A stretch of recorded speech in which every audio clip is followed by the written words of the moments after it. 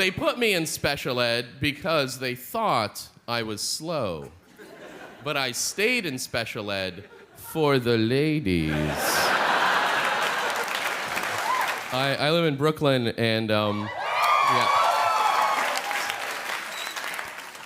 was on the street, and I ran into the ex-boyfriend of an acquaintance from college, and I wish that it was okay in our culture to look at people and just be like, I know you! Goodbye. But you can't. You have to talk. So I decided that I would just make stuff up about how things are going. And he was like, so where do you live? And I was like, oh, I live here in Brooklyn with Harrison Ford. And I kill horses. I'm a horse assassin. You know, it's a good job, good union. I was thinking about Truth or Dare and what the first dare was. And I bet the first dare is probably a caveman daring a cave woman to throw a burning stick at a monster. And I bet she was like, okay, truth. And I bet he was like, what's your biggest fantasy? And I bet she was like, agriculture. A lot of people think that kids say the darndest things. But so would you if you had no education. You'd just be like, I am bike cheese. Because you wouldn't know what words were. I don't have a kid, but I think that I would be a good father, you know, especially if my baby liked to go out drinking.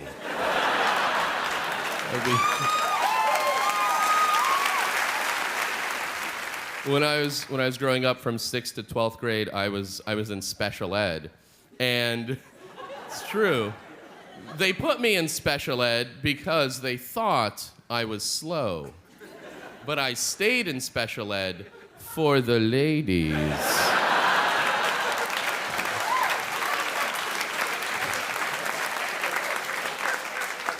The story, though, of how, which is sadly true, of how I was put into special ed was that in 6th grade, I had to do a book report. And I was like, book report, got it.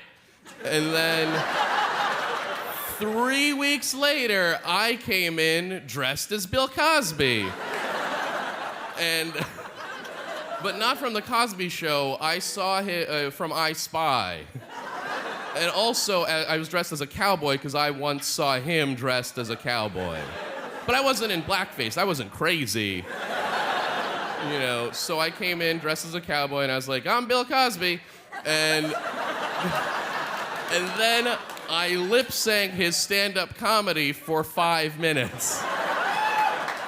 And the teacher, and this is the best part, the teacher was like, you get an A+, but you have to see a doctor.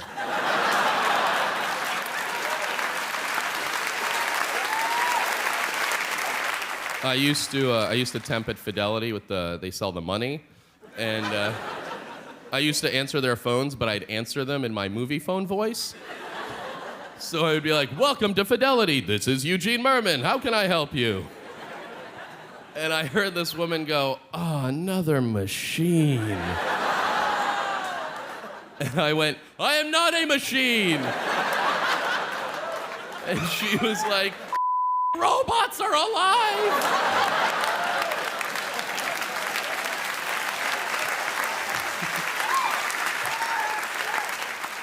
I found an iPod in a cab, and I called Apple to return it to the person. And Apple wouldn't give me his information, because what if I rape him?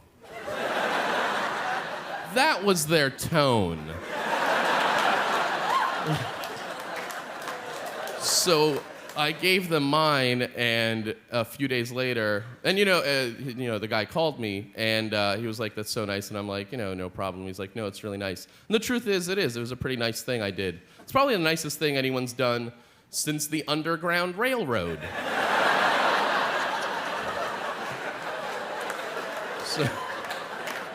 So I was like, no problem. Just come meet me in the city and I'll give you your iPod.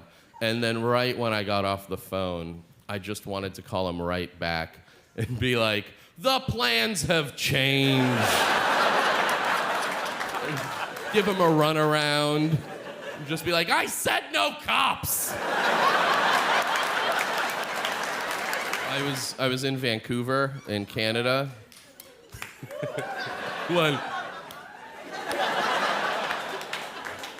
I was in Vancouver, and I was in what I was told was the poorest neighborhood in North America, which I find very hard to believe, because has anyone here ever been to Detroit?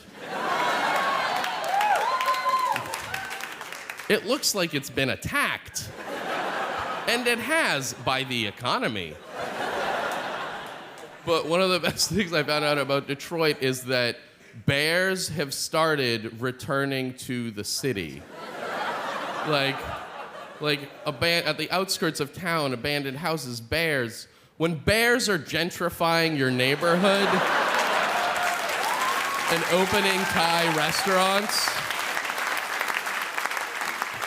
it's a poor neighborhood. Does anybody here know what to do if a bear attacks? Fake death. Fake death? I think you mean play dead, not fake death. I don't believe you mean like, hold on, bear. I'm gonna pretend to take poison and do a little play for you. And the bear, it's like, that was beautiful. A lot of people do think you're supposed to play dead, which is not what you're supposed to do. And the best thing about playing dead is that's like a rumor that bears spread.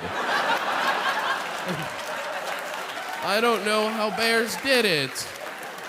Bears have no propaganda that I know of. There's a lot of ads on TV for like categories of things like milk and cheese and pork and things in general. Like, we're ever gonna forget about cheese?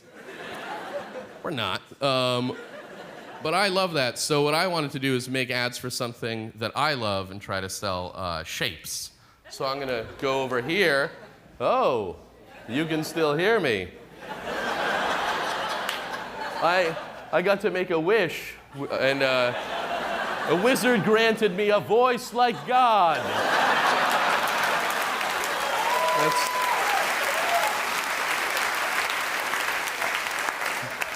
So these are some of my ads for shapes that I'm gonna sell. This is an ad for a circle. Now that's a shape. Square, the other rectangle. Triangle, hot three-way action.